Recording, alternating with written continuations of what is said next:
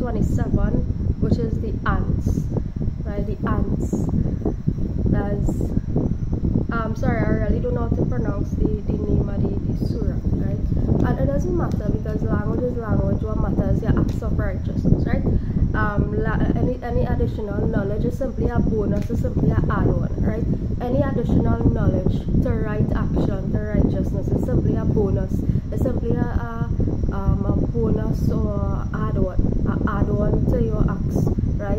It doesn't really qualify anything about you, right? Just like your titles, your positions, your in the material world, right? These things are add-ons, right? Add-ons to acts of righteousness in the world, right? So don't get too carried away by these things. Oh, she's supposed to be searching what this mean, or searching what I mean, or whatever, or how to pronounce this, or how to pronounce that, right? The lesson is the message, and the message is righteousness, right? Anyhow, so the topic, the surah, is the ants, right? And this topic, or this could be interpreted, the meaning of this could be interpreted as a form of having humility, right? Having humility, right? So this is a lesson, this is surah, right? Ants. Why? Because ants are small beings, right? Small beings like yourself and myself, right? Small beings, right? So we are talking about, and I'm not talking about a physical sense, right?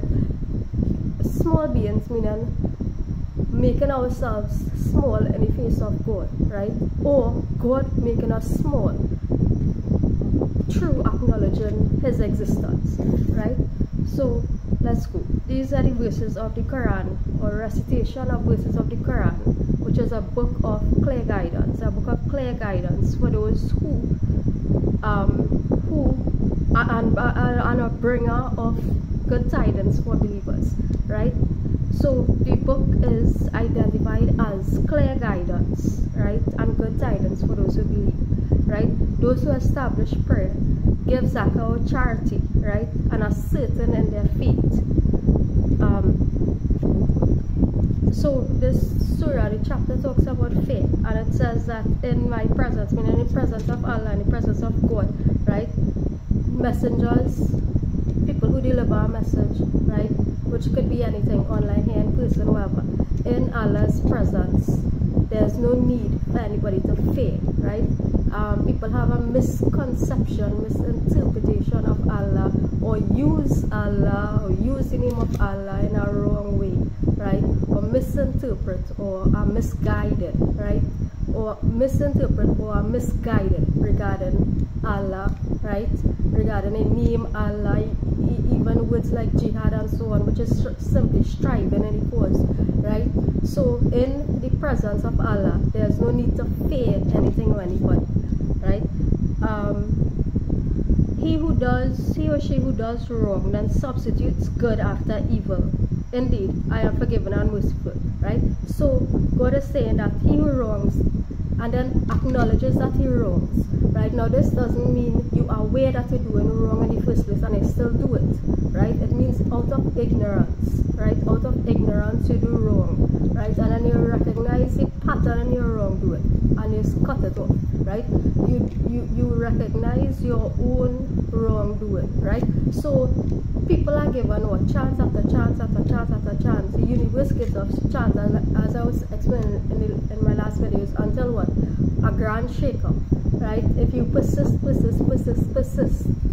in carrying on with the same habitual patterns, right? The same habitual patterns. So this is so we are helping people, right?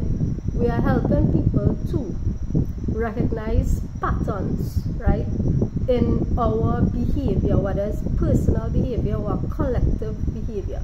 This could be a personal traits, characteristics in ourselves personally, right? It could extend to a country, right? A country's patterns and behaviors that is leading a country down a particular path that's not really right or good, right? It could be as a people, it could be as a region, right? the Caribbean region, identifying patterns in behaviors in our own societies. It could be at an international level, it could be at whatever country you reside in, whatever patterns, right? And it starts with what? Your personal pattern, right? Personal patterns, right? Then family group patterns, right?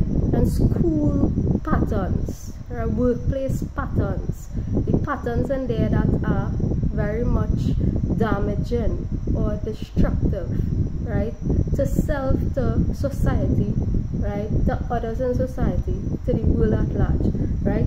So that's how we try to identify and substitute it after recognizing the evils and some of the things inherent in these systems and in ourselves, right? After recognizing some of the evils that are inherent in self and some of the systems we participate in, trying to substitute good actions after recognizing some of the acts of evil, right, that we may have participated in unknowingly, right? So carrying on, this one, verse 40, is about convincing yourself out of injustice and haughtiness, right? So if you find yourself in a situation or see certain injustices happening in the country, in the world, wherever it is, you take it upon yourself, if you are in the position to do so, to assist people through your voluntary act, if you are in the position to do so, right? There are lots of people in the world who currently, a lot of people don't know what to do with life right now. There's a lot of people in need, there's a lot of things to be done, there's a lot of things in the world, there's never something, you don't ever run out of something to do, right? When it comes to helping somebody and so on, right? So there is injustice everywhere, right? So you just simply helping somebody, right? Helping somebody, right? Helping a person in the world, just like that, like helping out a person, right? And I mean a voluntary act outside of any organizational anything. I'm talking about simply in the world as a human being towards another human being, right? Simply a voluntary act, volunteering yourself, your time, your action, right, could help bring people out of injustice, right? So convince yourself, meaning to not be neutral to these things, right? You see an injustice taking place, not sit back, rock back and say, okay, I'm okay with that.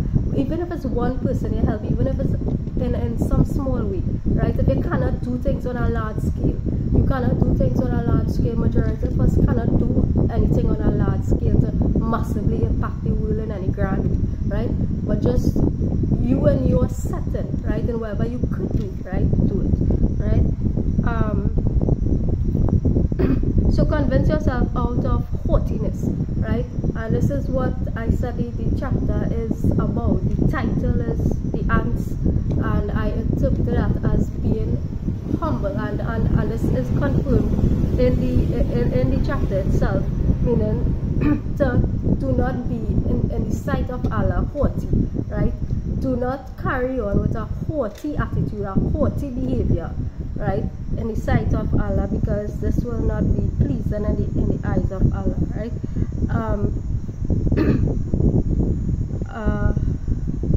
Right, so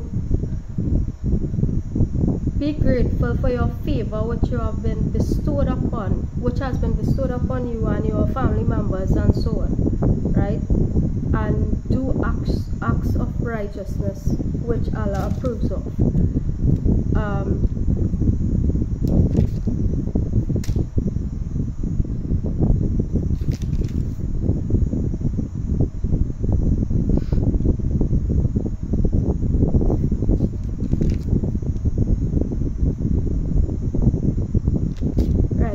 So the chapter, the surah also talks about not refraining from prostration to the sun, right, or creation, right?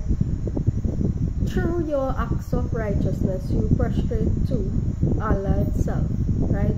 Creator itself, right? Through your acts of righteousness, you prostrate to Allah or God itself, right? Other forms of these prostrations are like I was talking about in a previous video, which I mentioned that I stopped engaging in, right? There's prostration to creation rather than creator, right? Right, again 31 says, be not haughty with me, right? Be not haughty with Allah, but go to him in submission, right? Be not haughty. That's the only entity or being that you need to actually submit to, right? That Allah, God, is the only entity that you actually need to submit to, right? If you're in a relationship, you don't actually submit to each other. You maintain your individuality with respect and love for each other, right? You submit only to Allah and Allah alone, right? If you are in a relationship, you do not even submit to each other as partners, husband and wife, whatever. You maintain the highest level of respect and dignity for each other, right? And love for each other, but you submit yourself. You submit. When you talk about submission, right? You're talking about submission. Submission is not for any human being on earth. For you to submit to any human being on earth. That's not what it means. Submission is only you submit only to the Creator itself, right? No man, no woman, no government, no entity, no bank, no nothing, no that, no this, no that, nothing, right? Submission is only for Allah, God, and God Creator alone, right? It's not for me to submit to you, you to submit to me, nothing like that, right?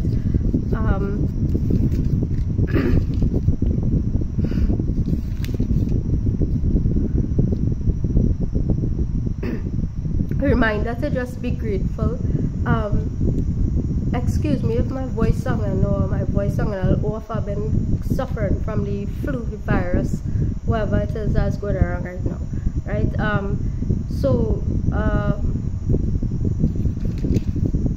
Reminder to be grateful.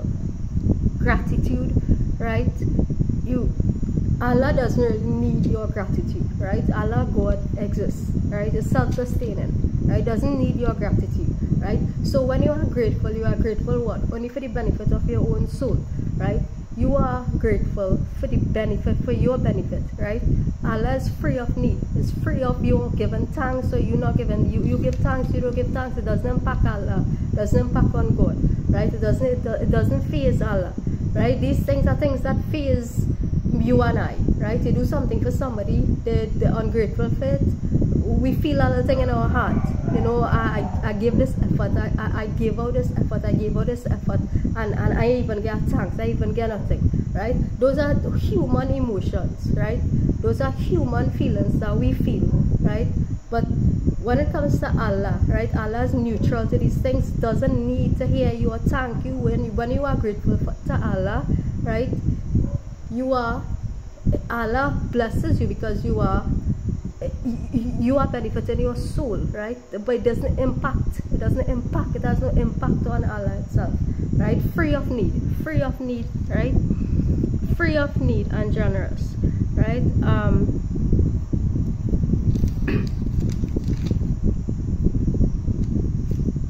Right. So this verse talks about 46 talks about us people in the world being impatient for evil before good, right? So this is, for example, people who are excited for this world to come to an end, right? Things like this. This is an example of these things, right? Things like us as a people being excited for things like, oh, there's a war taking place, or wow, I can't wait for World War III, this kind of thing, and you just rocking back and watching, not even caring about what certain countries or people might be going through during these things, or natural disasters and these sorts of things, right? But excited or waiting, and this is an evil form of thinking, right? And Allah, God is saying, why are you being so impatient for evil before you are before good, right? So to avoid those things, right? Your faith is with Allah, right? You are people being tested. We are a people being tested, right? Our faith is with Allah. We are a people being tested, right? Right. So 54 talks about, whilst you are aware that something is wrong, you are doing something wrong, right? Why are you committing acts of immorality after being made aware or knowing that certain actions are wrong? The book that the Quran I'm reading here, right, refers to these acts of immorality in this chapter as homosexual acts and so on, right? The Quran that I am reading here refers to these things, right? Now these things are subjects of great debate and so on in the world. I'm not going to put too much input on this. I am just going to say that, hey, I would have engaged, and whoever knows me knows these things. I would have engaged in certain activities of this sort in the past, right? And I did face a heavy consequence for it, right? And I had to, I balanced out myself, right? I eventually aligned back myself, balance out myself, my being, right?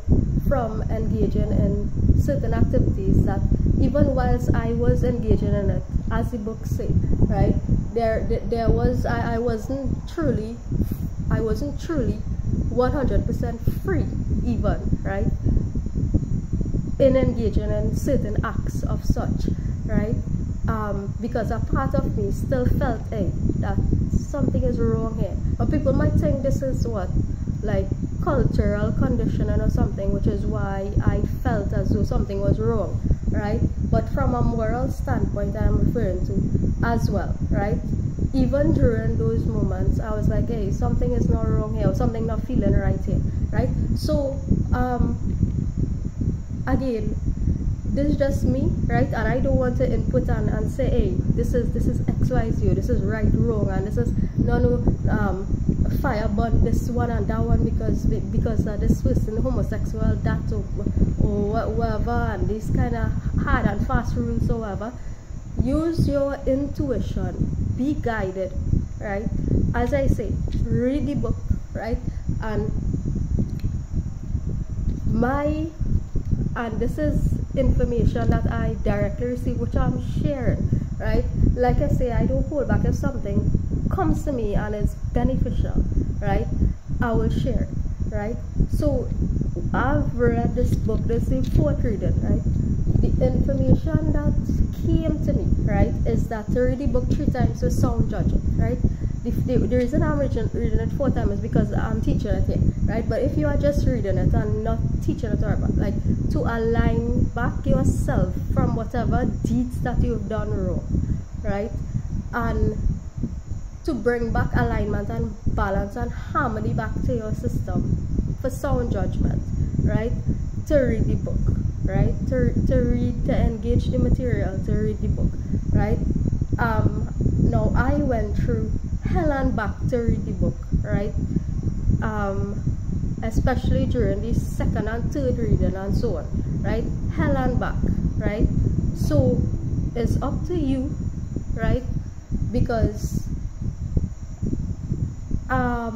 I don't know if other people will have the same experience, or if I went through this for the sake of others to be able to read it, right? So whatever the case be, it is what it is, right? So is you read it, or either you take the information from somebody who is teaching it, right? So you read the book, or you take the information, the knowledge from a teacher of the material, right?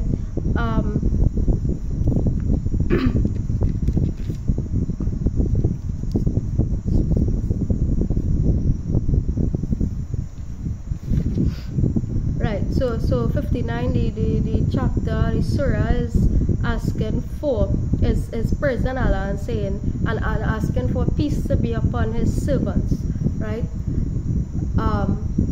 Is praising Allah and asking for peace to be upon his servants, right? It is he who created the heavens and earth and sent down for you rain from the sky, causing there to grow thereby gardens of joyful beauty, which you could not otherwise have grown. You could not have grown the trees thereof. Meaning, it is through Allah and through the will of Allah that these things grew for our enjoyment. Right? Is there a deity equal to Allah? No. But people still ascribe equals to him, right? So it's to avoid doing those things, right? None in the heavens and earth knows the unseen except Allah, right? So us as human beings, or as beings on earth, might receive a little revelation here and there. We might receive some knowledge, whether it be us receiving that directly, whether it be through a teacher. We might just receive some clarity, some knowledge, whatever. But nobody truly can encompass the entire of the unseen realm, right, as Allah, right? So we often hear, God's promise is near, God's promise, right? When is the fulfillment of this promise, right? The answer is to have patience, right? To have patience, right? The most important theme, the most important virtue that courses through this book, right?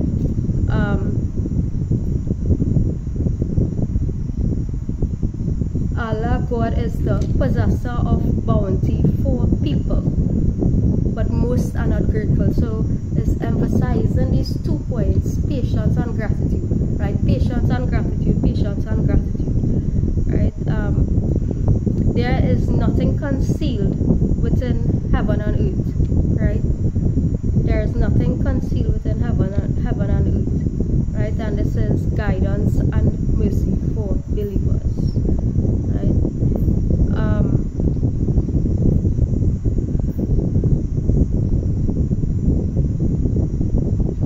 Right.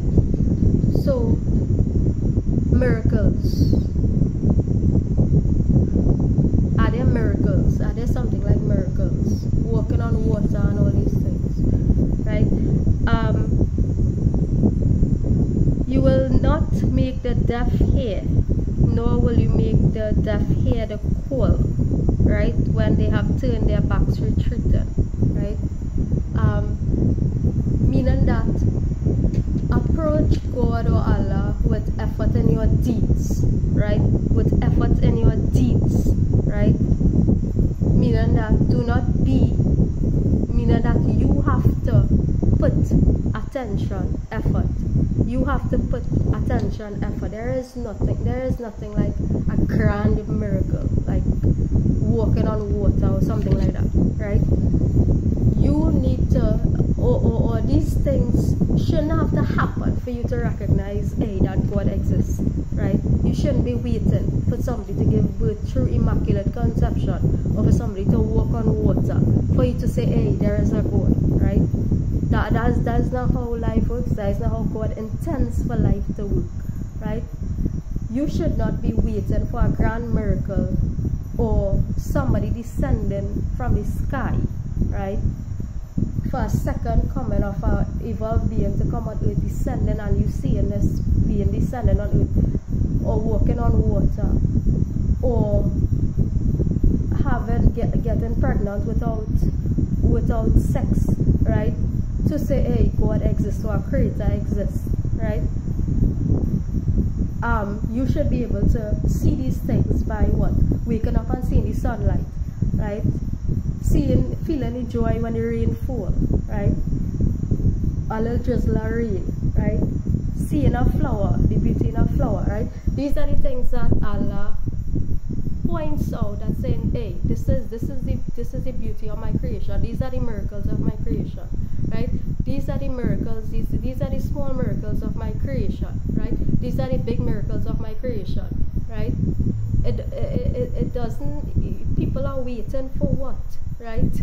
You are waiting for wrong things, right? You are waiting for what you are waiting for, right? I'm referring to those who are waiting for these grand whatever it is that you are told is coming, right? right? So recognize the beauty in the miracles in the littlest things, right? This is what is that if you're waiting for all these grand situations, grand events, grand whatever it is, right? It doesn't make sense, right?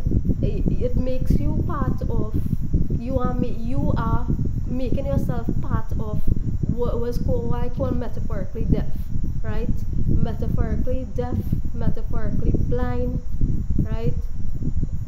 So do not make yourself amongst the metaphorically blind and deaf, right? You are your own miracle. See yourself as your own miracle, right? See the miracle and the little things in life itself, right? Good.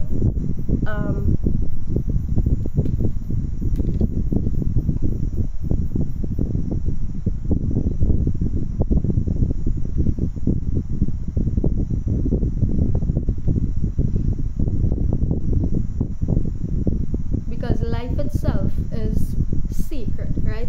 Life itself, and I mean the life that we are, the body that we are in, the life form that we are in right now, right? Life itself is sacred, and there's nothing really to seek beyond that, right? Beyond recognizing that life itself is sacred, right? There's nothing more beyond in terms of miracle, in terms of seeking, in terms of searching, right? In terms of looking for some miracle to prove the existence of God or whatever, right? There's nothing beyond yourself, right, that you need to witness, right? To say that a creator exists, right? So once you are open to this guidance and so on, right, you will be commanded by Allah to be one of the Muslims, meaning persons who submit to Allah, right? Persons who submit and to be guided by Allah itself, and to seek guidance straight from Allah, not even no friend, family man, right? To seek guidance, because your path and your relationship with Allah, right, it wouldn't be the same as your friend or your family member relationship with Allah, right? So be guided. You will be guided by Allah and Allah alone, right? Once you are open to receiving the information, right?